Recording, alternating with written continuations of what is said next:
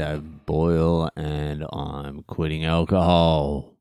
So I'm going to talk about something that is very close to my heart. I've talked about it before, but I feel like it's worth going over again.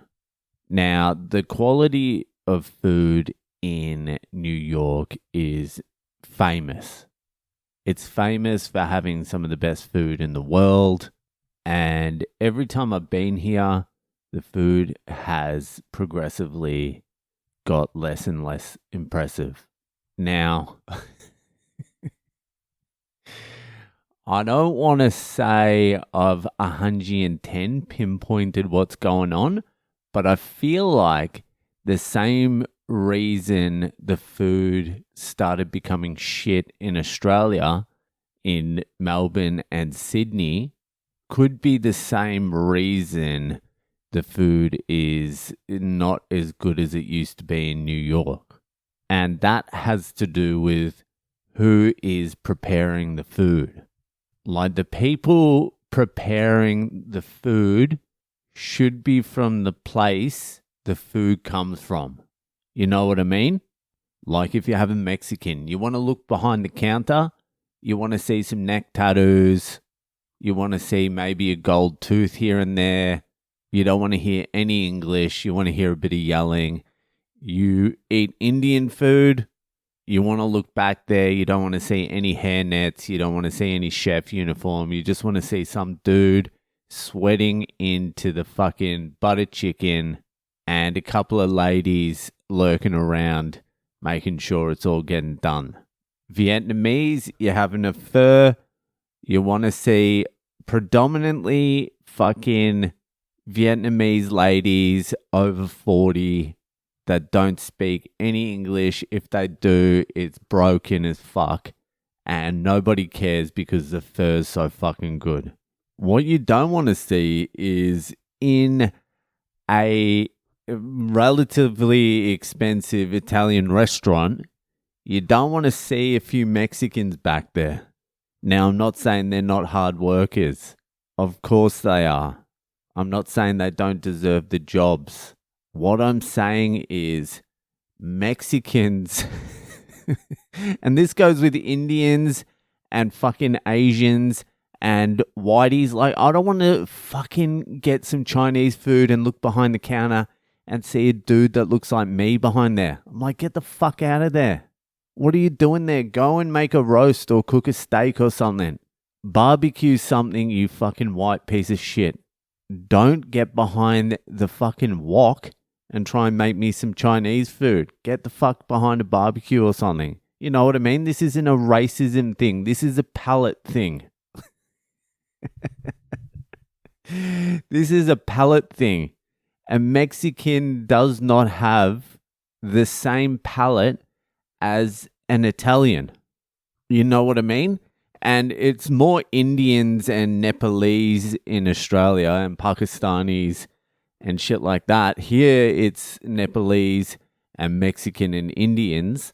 And their service jobs, like fucking good luck finding an Italian that wants to work for fucking like $6 an hour for fucking 10 years to learn the trade of how to make fucking dough properly.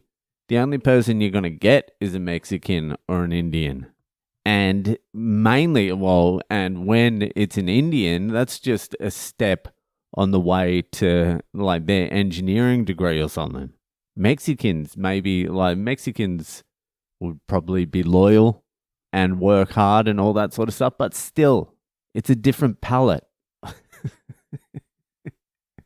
They've got fucking coriander, they've got spices and shit like that, but they grew up with something else. They grew up with a fucking different range of what they think is delicious. And somewhere in the interpretation of that dish, it gets confused. Yes, you can nail it. If you dedicate your life, like there's great French chefs that aren't French. Although the French would probably say they suck, but still, they could pass. But you've got to dedicate your life to like nailing that. Like, you've got to be passionate about it. Who the fuck is passionate about making a lasagna. You just slap it together. You think it's all the same. You just slap it together. It's a couple of fucking things. Who is passionate about making some fucking spag bowl? No one. You just fucking, oh yeah, it's a little bit of noodles and spaghetti and fucking whatever. Chuck some cheese on top and it's done. You know what I mean? The Italians are passionate about that. But the thing is that you're not going to find an Italian. You're not going to find Italians to work in the Italian restaurants anymore. So the quality of the food is obviously going to come down, not because like Indians and Mexicans and whatever don't know how to cook. It's because their taste palette is completely different. Even like in Australia, you'll get an Indian trying to make fucking bacon and eggs because it's all Indians in kitchens now in Australia. And a few of them will get the bacon right and the eggs right and it will come out quality. But for the most part, Indians have no fucking idea how to cook bacon because there's no fucking bacon in India. Not the same way we have bacon in Australia. I've tried to find bacon in India. I've lived there for 2 years and I've never found any decent bacon.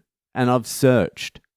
So if you're going to try and convince me that an Indian studying engineering who's never cooked at home and is a vegetarian, has been raised on vegetarian curries, is going to come to Australia and cook me bacon and it's going to be as good as some bogan guy with a barbed wire tattoo in the back of the kitchen on meth, obviously the meth bogan knows how to cook bacon.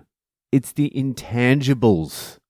Yeah, you can write a how to cook bacon fucking recipe. Step 1, do this. Step 2. But if you don't know what the end result is meant to taste like, if you haven't grown up with it, with the fucking finished result like programmed into your taste buds, then it's never going to work. My wife, she cooks Indian food. Like, it's amazing. Like, she started cooking Indian food. I tasted her first ever Indian fucking feast she ever cooked, and it was unbelievable first shot. And then ever since then, she's been an amazing cook. I remember she went back to India for a little while. This is when we first started dating. And I'm like, I need to eat this Indian food. And I'm like, give me the recipe. She's like, I'll give you the easiest recipe there is. It's 3 ingredients. It's cinnamon chicken, canned tomatoes, cinnamon, and chicken. That's it. That's the whole fucking curry. She gave me the step-by-step how to do it. And it's 3 ingredients. And so she left. I got the ingredients. I cooked them. I took 1 bite of the fucking dog shit I cooked and threw it out. It was disgusting. It was inedible. I didn't know what went wrong. I didn't know why it was bad. I don't know how you can fuck up 3 ingredients, but I did. And that's what I'm talking about here. You need the people who come from that country to be cooking that country's food. You know what I mean? And that's all I'm going to say on the subject. That's it. I'm bearing it now. I just want you to know that's how I feel about things. I haven't been happy with my eating experience so far since I've been in New York. It's all been very good, but it hasn't been amazing. Actually, it hasn't even been very good. It's been good and not very good. Last time I was here, it was very good. The first time I was here, it was fucking out of this world. Now, it's just good. Just run-of-the-mill good. Anyway, I'm glad I got that off my chest. Hopefully, I can run into some fucking Chinese-made Chinese food or Japanese-made ramen or something like that. Anyway, that'll do it for tonight. And I'll see you the fuck later.